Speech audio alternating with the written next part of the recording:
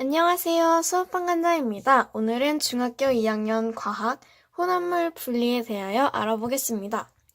원래는 역사를 해야 되는 건데 역사 진도가 너무 빠르고 대신에 또 과학은 좀 느리더라고요. 그래가지고 과학을 먼저 앞당기게 되었습니다. 그 점 양해 부탁드리겠습니다. 시작하겠습니다. 먼저 제일 첫 번째로는 밀도차를 이용한 혼합물 분리인데요. 지금 제가 이렇게 못 그려놓은 그림은 분별 깔때기입니다. 이게 뭐냐면은, 그 혼합물을 분리할 때, 밀도차를 이용해서 분리할 때 사용하는 도구인데요. 여기 밑에, 여기 호스예요. 호스를 열면 여기 밑에 있는 액체가 나오겠죠? 액체가 나오면은 다 받다가 어느 정도 경계선에 다다랐다 하면 이 호스를 잠가서 이 윗부분으로 나머지 액체를 이렇게 따라내서 분리하는 방법입니다. 대신에 경계선 부분에 이 조그만한 양의 혼합물은 버려야 되는 그런 단점이 있어요.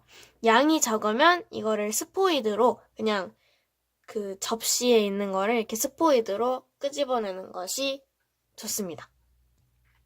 이 밀도차를 이용할 때 조건이 두 가지가 있는데요. 첫 번째로는 밀도차가 있어야 되고요. 밀도차가 없으면은 이게 분리가 되질 않겠죠. 그리고 서로 섞이지가 않아야 돼요. 물과 식용유처럼 서로 섞이지 않고 층이 생겨야지만 이 밀도차를 이용할 수가 있습니다. 사용되는 예를 한번 볼게요. 벽시에서 좋은 벽시와 쭉정이를 거르는 것, 이게 첫 번째 예시고요.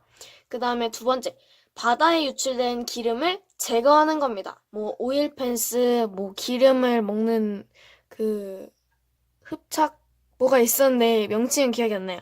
오일 펜스를 이용을 하고요, 주로. 세 번째는 물과 식용유를 분리할 때. 네 번째는 뭐 사금이나 모래 이런 거를 분리할 때. 다섯 번째는 스타이로폼과 모래. 이거는 둘 다 고체인데 이건 액체가 아닌데 어떡해요? 이러면은 이 스타이로폼의 밀도와 모래의 밀도의 중간 정도 되는 액체를 부어주세요.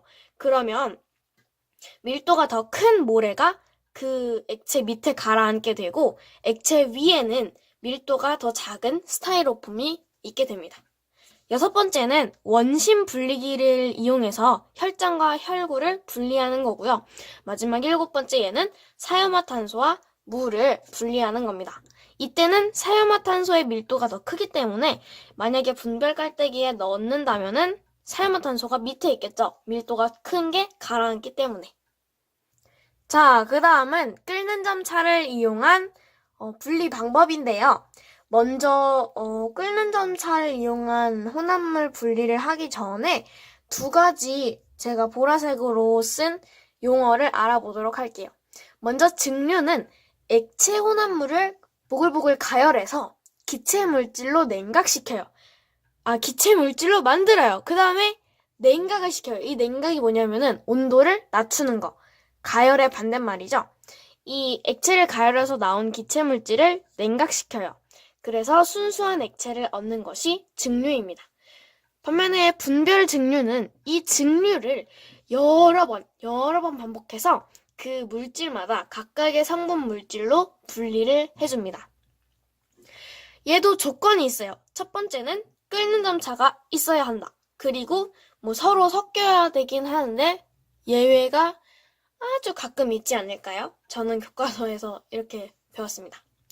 사용되는 예시는 증류를 이용해서 바닷물을 생활에 쓸 수 있는, 사용할 수 있는 물로 바꿔낸다고도 해요. 그 다음에 두 번째로는 소주꼬리, 뭐 옛날에 우리의 조상분들께서 많이 이용했던 도구인데요. 이 소주꼬리를 이용해서, 이것도 뭐 끓는 점차를 이용하는 거겠죠? 소주꼬리를 이용해서 소주를 분별해냅니다. 세 번째로는 증류탑인데요. 이 증류탑은 뭐냐면은 여백에다 그려드릴게요. 이렇게 동그랗게 생겼어요. 약간 이렇게 탑 모양처럼 이렇게 생겼고 원래 원유통이 여기 있고 얘를 이렇게 가열시킨 거를 호스로 연결시켜요. 얘를 가열시키면은 끓는 점이 낮은 게 맨 위로 올라오고 그 다음 끓는 점 낮은 거, 그 다음에 또 낮은 거, 그 다음 낮은 거 해가지고 이렇게 원유를 분리해내는 역할을 합니다.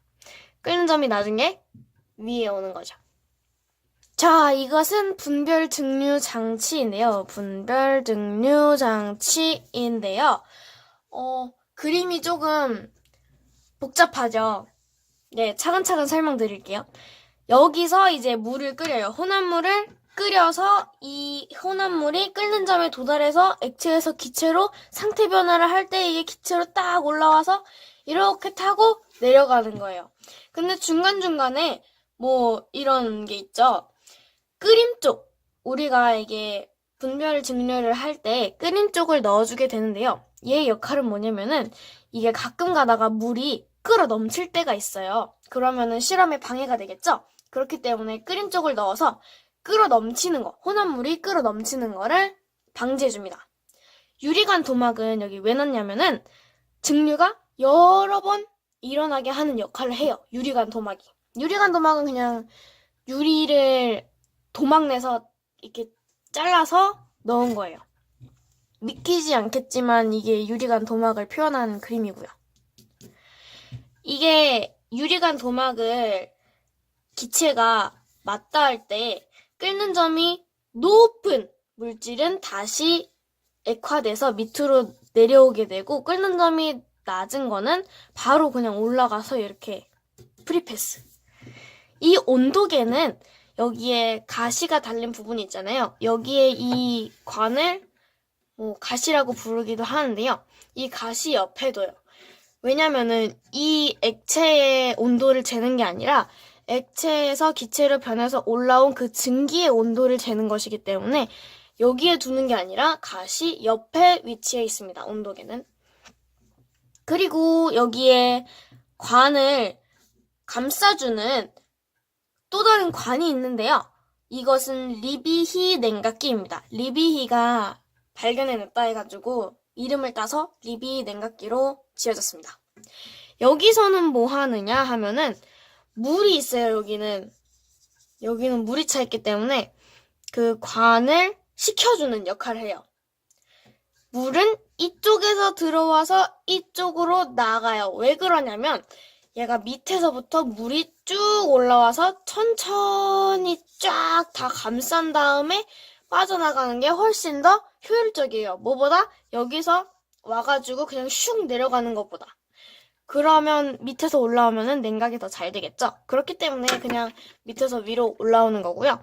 여기는 뭐 설명이 끝났습니다. 그 다음에 마지막 세 번째 용해도차를 이용한 혼합물 분리 방법. 여기서는 용어가 4개가 나와요. 좀 많이 복잡하니까 잘 들으셔야 돼요. 먼저 추출이라는 단어인데요. 추출은 혼합물에서 특정한 성분을 잘 녹이는, 그냥 막 이렇게 저어가지고 반응하는 거라고 하죠. 그 잘 녹이는 용매를 사용해서 그 물질만을 쏙 분리해내는 것을 뜻합니다.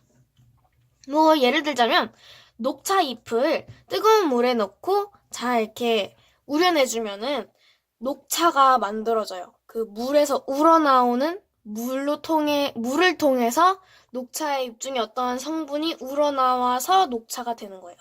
두 번째, 약재를 물에 달이면은 물의 약효 성분이 녹아요. 그거를 우리는 한약이라고 하죠.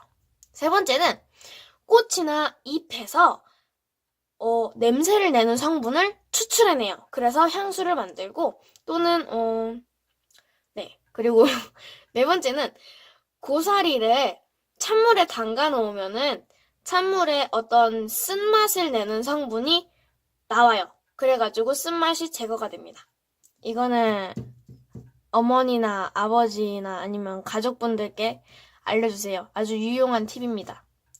드라이 클리닝은 기름때를 제거할 때 사용됩니다. 거름은 이제 혼합물에서 원하는 성분을 추출했잖아요. 추출한 다음에 용매에 녹지 않은 성분을 걸러내서 분리해요. 뭐 예를 들어서 모래랑 소금이 있어요. 소금은 물에 녹죠. 반면에 모래는 물에 녹지 않아요. 그러면은 물을 딱 넣어서 저어요. 소금은 녹으니까 이제 눈에는 보이지 않겠죠? 물에 녹아서. 하지만 모래는 눈에 보여요. 그리고 녹지도 않았어. 그러면은 여기 거름장치라는 건데 이게 거름종이에요, 위에가. 그리고 여기는 깔때기고요. 이 모래랑 소금이랑 물 섞은 거를 딱 여기에 넣어서 거름종이에 넣으면은 밑에 소금물은 다 이렇게 흘려 보내지고 여기에 남는 거는 모래겠죠, 모래. 그리고 이 소금물을 증발시키면은 소금이 나올 거예요. 뭐 그렇게 이용하는 방법입니다. 재결정이라는 말이 있는데요. 이 재결정은 불순물이 섞인 고체 물질을 용매에 녹인 다음에 용매를 증발시키거나 이렇게 그냥 가만히 놔둬서 증발시킨다거나 아니면 온도를 낮춰요. 한마디로 냉각시킨다고 하죠. 용매를 증발시키거나 온도를 낮춰서 순수한 고체 물질을 얻어내는 방법. 이게 재결정이에요. 아까 증류는 액체를 기체로 만든 다음에 다시 기체를 냉각시켜서 액체로 만드는 거였는데 얘는 고체를 액체로 만든 다음에 액체를 다시 고체로 만드는 거예요. 뭔가 다르죠? 그리고 이것의 예시는 천일염을 물에 녹여서 거름장치에 놔둬서 불순물을 제거시키면 그 다음에는 거른 용액을 증발시켜서 아이고 복잡해. 그 다음에 소금을 얻을 수가 있게 되는 거예요. 좀 복잡하죠? 근데 의외로 쉬워요. 천일염 그냥 소독하지 않은 그냥 바닷물에서 나온 그 천일염을 물에 그냥 풀어요. 푼 다음에 거름종이 같은 데다 쫙 걸러서 불순물을 제거한 다음에 그냥 햇빛에 말려요. 그래서 증발시켜요. 그러면은 우리는 순수한 소금 고체 결정을 얻을 수가 있는 거예요. 마지막 분별 결정입니다. 이것은 재결정을 반복하는 거예요. 아까 분별 증류도 그냥 증류를 반복하는 거였죠? 이것도 마찬가지로 분별 결정, 재결정을 반복하는 거죠. 반복해서 고체 혼합물에서 각각의 성분 물질을 분리해내는, 쏙쏙 빼가는 그런 방법입니다. 여기서는 계산 문제가 좀 많이 나와요. 이런 거 같은 거. 한번 예시를 들고 와봤는데요. 염화나트륨이랑 붕산이랑 섞어놓은 혼합물이 있는데 80도의 물 100g에 이건 물에 다 녹는 물질이에요. 염화나트륨은 거의 소금이라고 할 수가 있죠. NaCl. 다 짠 성분들이 많아서. 그 다음에 붕산도 물에 녹습니다. 붕산이랑 염화나트륨을 각각 20g, 30g. 그럼 붕산은 20g 넣었다는 소리고 염화나트륨은 30g 넣었다는 소리죠.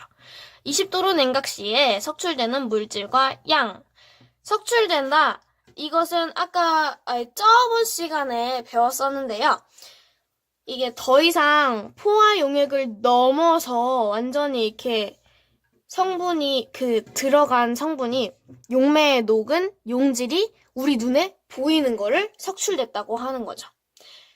자, 그러면은 제가 풀이에다 영상 참고라고 써놨는데요. 제가 쓰면서 알려드리도록 하겠습니다. 자, 지금 80도일 때 물에서 100g, 우리 저번에 용매를 100g을 기준으로 한다고 했었죠. 이거는 우리 사이의 약속입니다. 100g에서 붕산 20g 여기죠. 그 다음에 염화나트륨 30g 여기죠. 각각 넣고 20도로 냉각한대요. 20도로 쭉 내려와요. 근데 얘는 이미 과포화 용액이 되어서 석출이 되었네요. 이게 뭘까요? 얘는 붕산이에요.